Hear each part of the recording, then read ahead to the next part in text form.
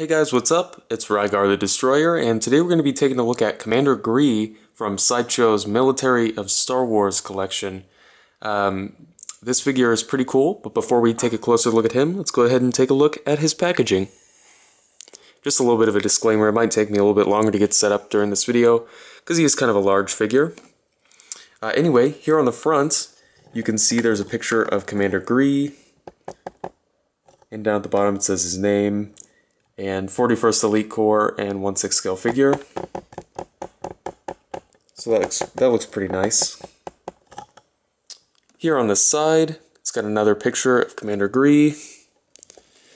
Here on the back, it's got a picture of Commander Gree and some photos of him from the movie.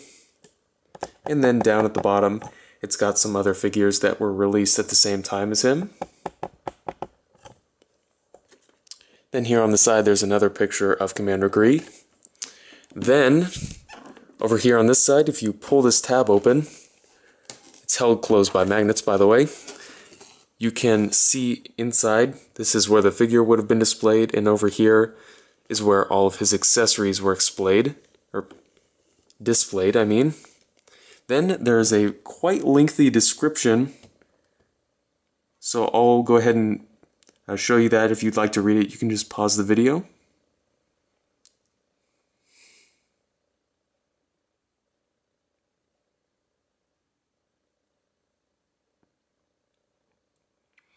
And then here in the center, it's got another description. If you'd like to read that again, you can just pause the video.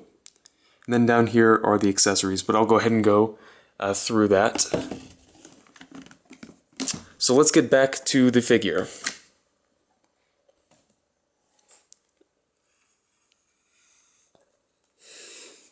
He stands, let's see here, pretty much exactly 12 inches tall, so he's right in scale with all of the other 1/6 scale clone troopers that Sideshow's released.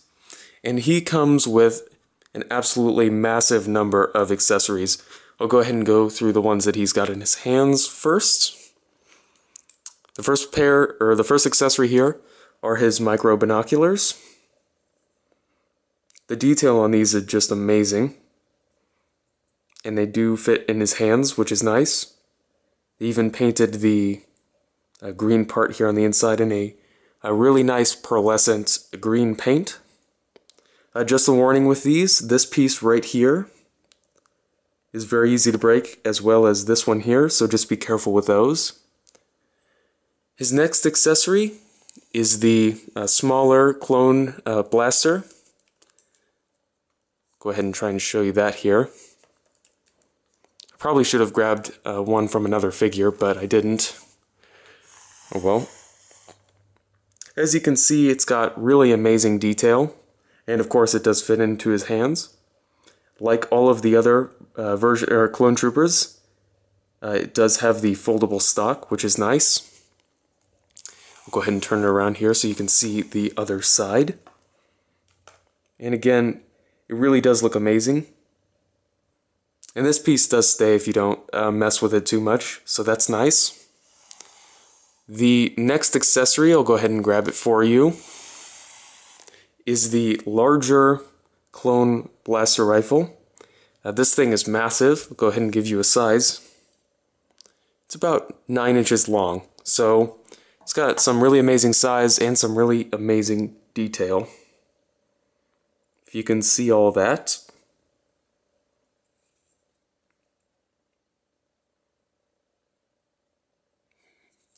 The next accessory is an interchangeable head. This is Commander Gree as he appeared in the Clone Wars, but rendered in a realistic fashion. So that looks nice. And they did such an amazing job with the likeness, I think. And his eyes are painted in a high gloss paint, so they do kind of shine like eyeballs do. So that's nice.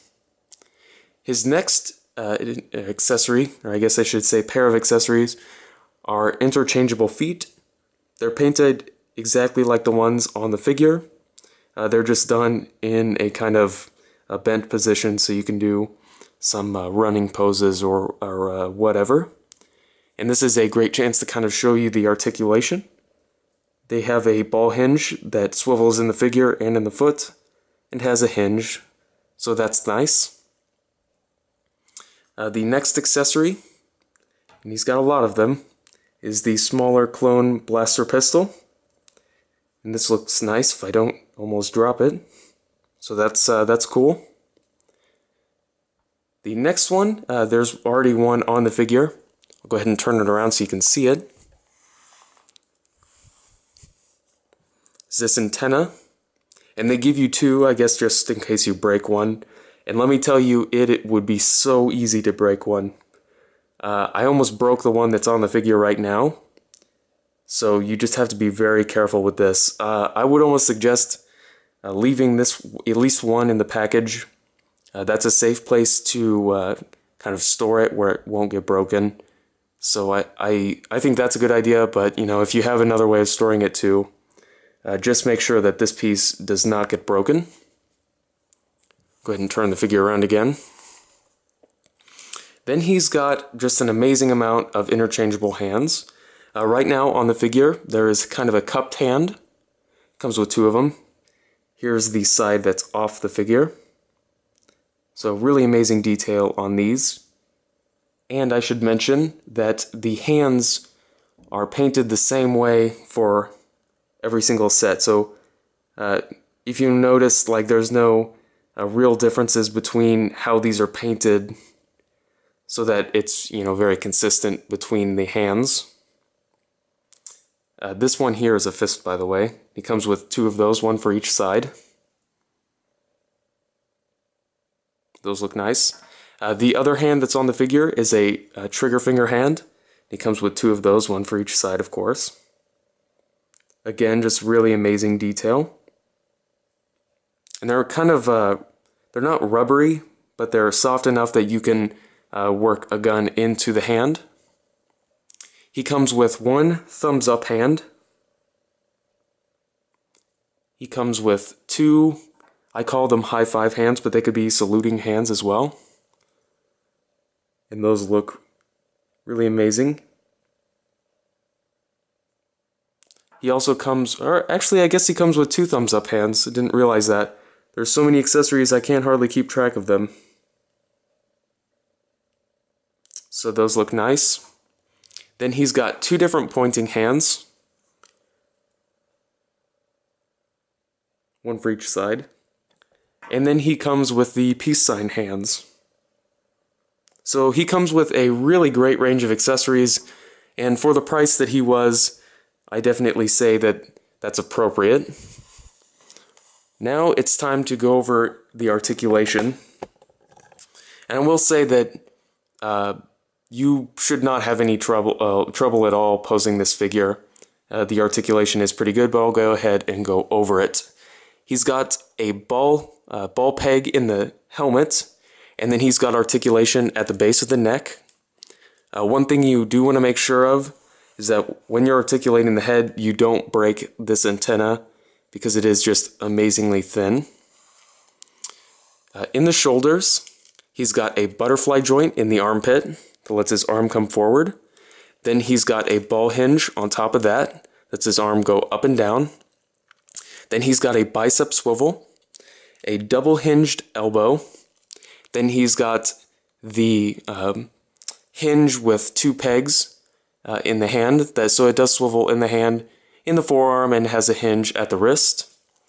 I believe the figure has a waist swivel, but unfortunately, because of the armor, it does kind of limit that, so you're probably not going to get to use that. He has, I believe they're T-jointed hips, so those work very well. I'll readjust the camera so you can see it. They go out to the side and forward, back of course. And then he's got, I believe they're double jointed knees, maybe they're just a single. It's hard to tell because of the armor.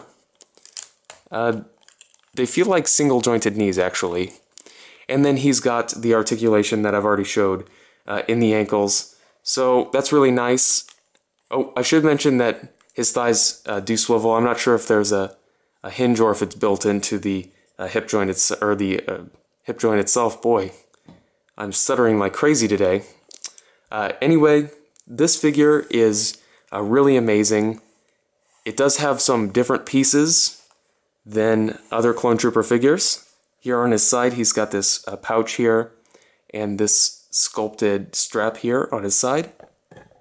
And then on his back, he's got an extra, I believe these are a thermal detonator, or a case for thermal detonators, I'm not sure, but he's got 2 of them instead of the 1. And then here, he's got an extra bar and the hole for the antenna, plus the suspenders that wrap around. They are made of actual fabric, which is cool, but they're held in place, so they're not going to move. Just everything about this figure is well done, super high quality. I really have no complaints. All the paintwork is amazing. It's hard to show some of it because he does have some kind of reflective pieces. I'll try and show you here on the helmet. Ooh, you can see over my backdrop a little bit.